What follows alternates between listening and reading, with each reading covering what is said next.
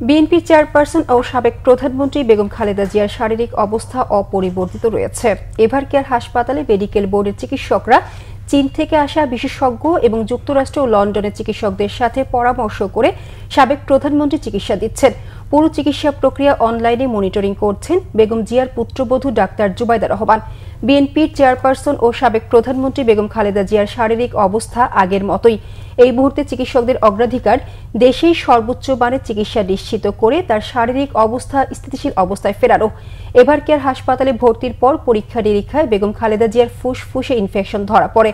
এরপর গত বৃহস্পতিবার থেকে খালেদা জিয়াকে ক্রিটিক্যাল কেয়ার ইউনিট সিসিইউতে চিকিৎসকরা নিবিড়ভাবে চিকিৎসা সেবা দিচ্ছেন।